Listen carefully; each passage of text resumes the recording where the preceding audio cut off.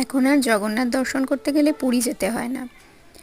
কলকাতার বুকে অনেকগুলো জগন্নাথ মন্দির আছে।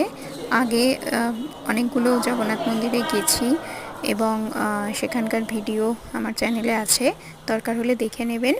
একটি হচ্ছে খিদিরপুর, আর কালকে একটিতে গেছিলাম, সেটি হলো নিউ টাউনে। নিউ টাউনে বিশ্ববাংলা গেট থেকে একটা অটো ধরে নেবেন, সেটা একদম কারিগরি ভবনের সামনে অবধি যাবে, আর কারিগরি ভবনে নেমে জাস্ট ওয়াকিং ডিস্টেন্সে ভীষণ সুন্দর নতুনই তৈরি হয়েছে মন্দিরটি।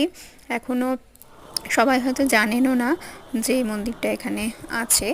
এবং এই মন্দির প্রতি দিনই এখানে ভোগ প্রসাদ, ফ্রিতে ভোগ প্রসাদ দেওয়া হয়, এবং বিশেষ বিশেষ তিথিতে ওখানে 56 ভোগ আয়োজন করা হয়।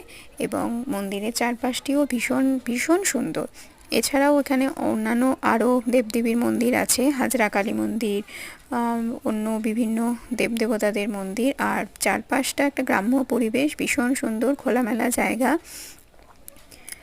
একদিন দেখে আসুন, পরিবারের সবাইকে নিয়ে ঘুরে আসুন, জগন্নাথ দেব দর্শন করে আসুন। সবসময় কাজের চাপে ছুটি না পেলে যাওয়া হয় না, পুরীতে যাওয়া সময় হয় না।